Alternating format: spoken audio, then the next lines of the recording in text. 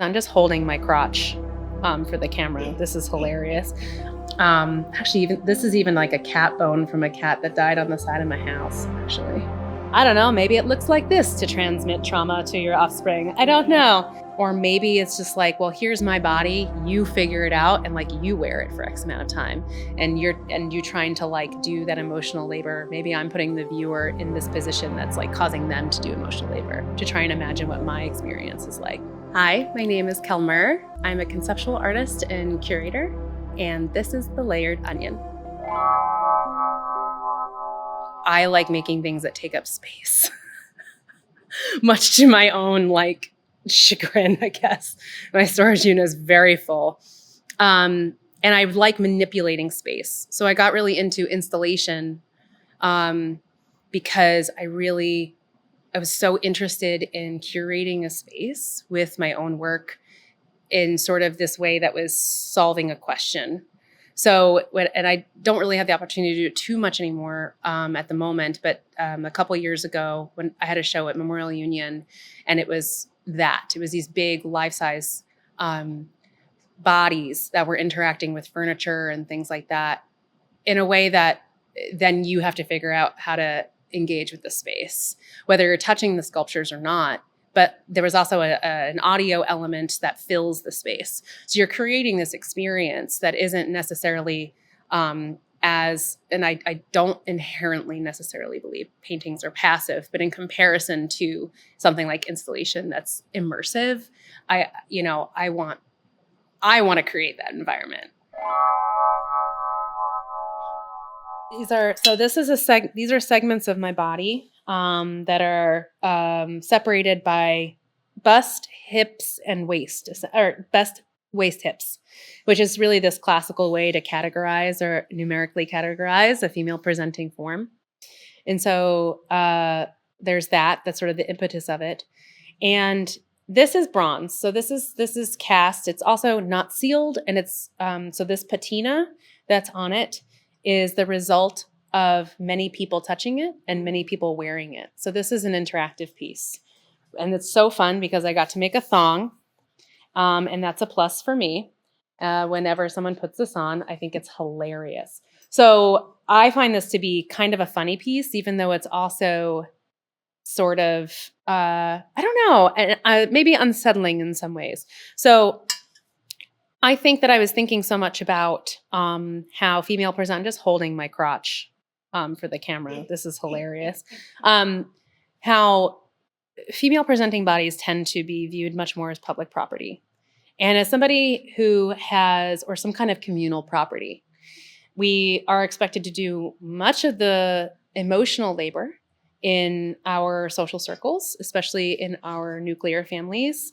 If you're in a heterosexual relationship, I feel like that gets really cemented if you're not careful. And so I left them unsealed and unpatinaed because as other people try them on, the oils on your fingers actually affect the color of the bronze and they'll oxidize. And so you have all of these like sort of, and also just from the environment too. So I love making things that change over time. And this is one of those things. So there's evidence somehow of how many times it's been touched. And then each segment can be worn by the viewer or the interactor. They get interacted with. And so it kind of does two things. So it winds up being this like thing that's passed around. And it also gets heavier the longer you wear it. And I think that that's interesting. And I'm not entirely sure what that means. I don't know if it's the burden, maybe a metaphor for the burden of the female presenting form, the emotional labor that we do, the fact that we're expected to bend and be flexible and be at the whim of whatever anybody needs at any time and to perform all of these roles. Or maybe it's just like, well, here's my body, you figure it out and like you wear it for X amount of time. And you trying to like do that emotional labor. Maybe I'm putting the viewer in this position that's like causing them to do emotional labor, to try and imagine what my experience is like. And so the longer you wear these pieces, because they're bronze, the heavier they feel. So I think it's doing several things, but it is kind of playful at the same time. And I really like making beautiful things. I really like making playful things, especially about these dark concepts, because I think it's a method of seduction to get people to think about it. And I'm okay with that. I'm totally okay with that possibly being manipulative. I'm going to totally go for it. I think that my fascination with things like pearls and gold, um, filigree, or any of these things, I'm also really attracted to doilies. I think it really goes back to my mom, and she had these a lot of it like antique stuff that may have been like more kitschy antiques. I don't think they're worth anything, but a lot of them had that like gold finish around them. And I think as a child growing up around that, I thought it was just like the coolest, most beautiful thing ever. And I think it reminds me of my mom, but also it's just totally formative for me. And so I'm really attracted to those kinds of things. And again, with like the objects and these leftover materials. So I think most of these objects I actually found on the street in New Orleans when I was living in New Orleans. And so multiple things happening, maybe more than two. Was really poor. So these were free. And so that was sort of just like went right into, but it also fed right directly into my interest in objects. So it was sort of a twofer. And I was like, well, I keep picking these things up. Like you couldn't take a walk with me without it would take us forever to get anywhere because I would just have a satchel full of stuff. Good job, Madison, has a much more effective way of keeping streets clean. So don't find that much here. But in New Orleans, I mean, it's just everywhere, which is unfortunate, but also kind of interesting. And so they wind up being, I look at a lot of these objects as these actually this is even like a cat bone from a cat that died on the side of my house, actually. So I just really was looking for a lot of things. Some of them, like this, a friend gave me, because then when people know that you work with these things, then they give them to you. And I think that's also really cool. And they wind up being really communal. And since these are also supposed to be vulvas, it's a really loose interpretation of that anatomical formula. So it's an opportunity to make work that I think sort of speaks to maybe positively, negatively, neutrally about that communal aspect of the feminine or female presenting body or the vulva. And I think that could be both ways. Like, I think that that's really a gorgeous gesture in how how each one is unique. No two vulva are the same, but also like that comment on us being like owing society something. Like in all of the health things that I've had with the fibroid, like I feel like I had to go through and I had to figure out why it was my fault that was happening to me. And I think that happens disproportionately to female presenting bodies. It's like, well, what did you do to make this happen to your body? It's like, okay, well, it's my fault. So I think there's some of that happening. I think also the discarded materials and how that speaks to things like how the medical field is just starting to do real research on female bodies. They weren't really doing that until recently. Like in the 80s, they were testing heart medications, 80s, 90s or something like that. They were testing heart medications on only male people. And so women who were suffering from heart disease were still dying because our bodies are different.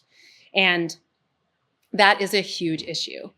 So I think that making clobbering together all of these things, all these vulvas from all these found objects speaks to that too, or how I think about it. But I think they also kind of are playful and tongue in cheek and like maybe allude to like masturbation and all of these other things that are part of sexual health. And like this one's really fun.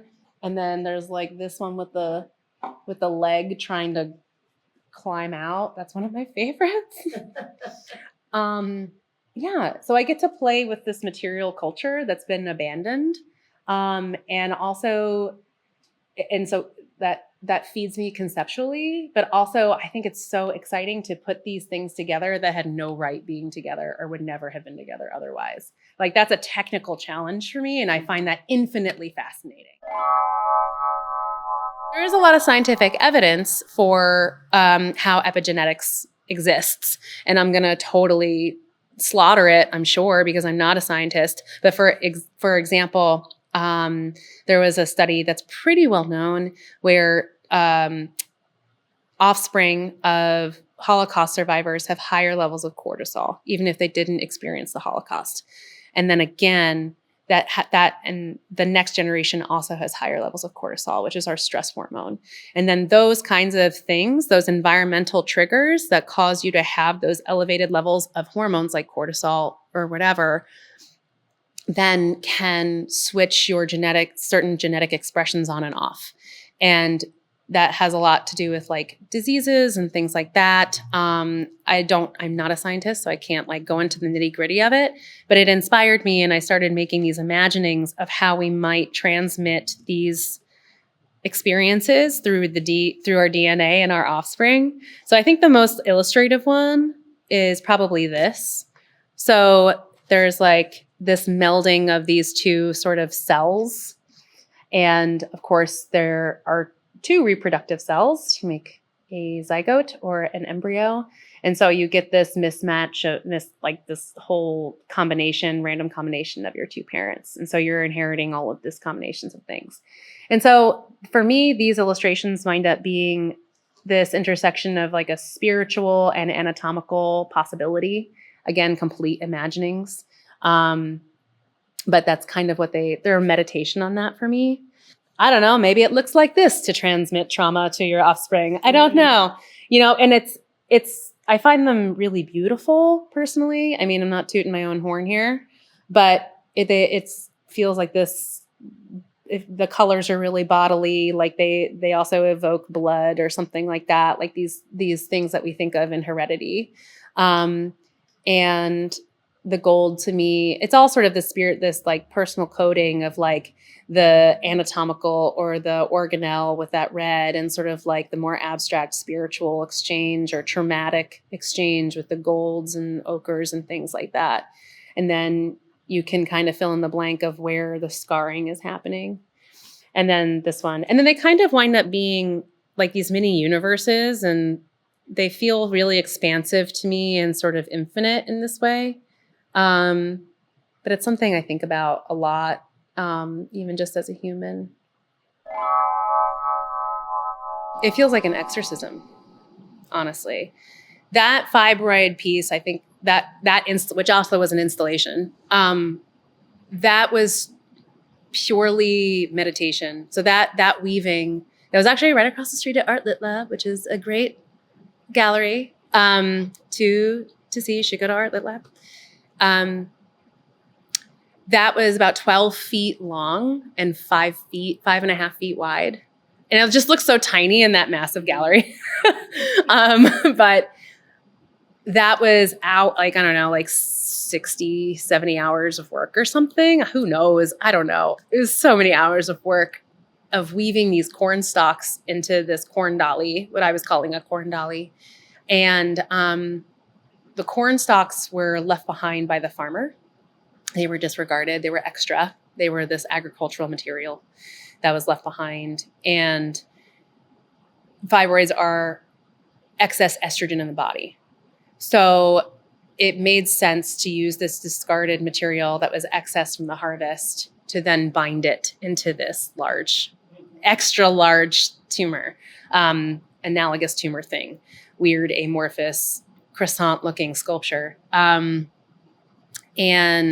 because I also too had this abnormally large, it was the size of a 32-week-old fetus by the time they removed it. And then, I haven't made work necessarily about this directly, but, that the changes in my body, having that been removed and it not being a baby too. And as somebody who would like to use my equipment to reproduce, I had a lot of these weird side effects, like stretched out skin and things like that, without having had the baby. So it was just this really interesting change and loss, and realizing that the gradual growth of this tumor was actually physically inhibiting me in so many ways that I didn't realize until it was gone. Like even in a yoga class, like being able to bend over and touch my toes, because I didn't realize that's what was happening. I just thought I was getting fat. So, and I was like, well, I guess this is what's happening. And so it, like not having that kind of control over my body, but then, so then counter controlling this environment with this installation. So I think that there's definitely these kinds of remedies that I'm seeking in the things that I make of like, well, if I can't control this, I can control that. I can think about this in this way, making this weaving or choosing this material, trying to make sense of those things. So what had happened was I brought it back to where it came from. So I'm very close with a professor and amazing artist named Douglas Rosenberg. And he lives right next door to that field. And he let me bring it to his property. He lives on, I don't know how many acres, this beautiful farm, whatever. And he just let me deposit it there. Oh. And so it actually came full circle. So it was on the same land that grew from seed to stalk to harvest to then my reclamation of that excess. And then when it was finished, and it also felt very much like I identify as spiritually feral. So I don't mean this to be religious, but sort of like a prayer or a spell or something like that to like put it back where it came from. Because it got deposited on that land after I'd had my surgery. And then it went through the same cycle of decomposition back into the land, which was really great. I mean, he told me stories of like deer eating it, and yeah, and then like through it actually makes me really, really emotional thinking about it. So when it went through, we deposited in April or something. So it was like spring, and then a summer came, and then winter came, and then when the earth came back, everything was growing up through this thing, and I don't even know if you can really find it anymore. And I think that's one of my favorite things about conceptual art is if you're talking about an idea as opposed to an object, even though I freaking love objects. I mean, when we get to, but I think that these sort of gestures are really, really lovely. And now that I work in a retail gallery, it's really interesting to see that modality of, making things to sell as opposed to making art in this more like abstract gestural way.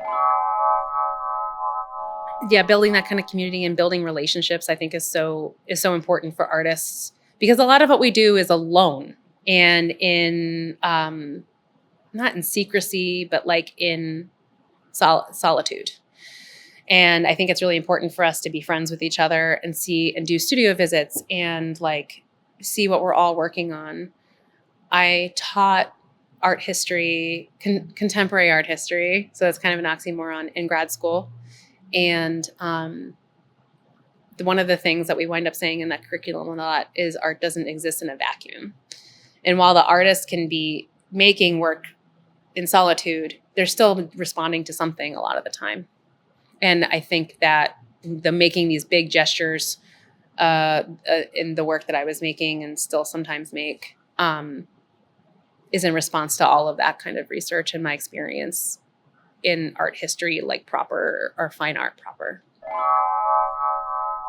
Well, I curate at River Arts Inc. And if you want to see amazing local artwork by Wisconsin artists, definitely head over to Prairie du Sac. I love curating. Again, that environments thing, it's just all part of it. I love art. I love making things, and that totally feeds right into it. Building community kind of feeds all right into it. And I think it's an amazing place. And I think that there's so much talent in Wisconsin, and it's a blessing to be here. And go check out River Arts Inc. My name is Kel Mur. I'm a conceptual artist and curator, and this has been The Layered Onion.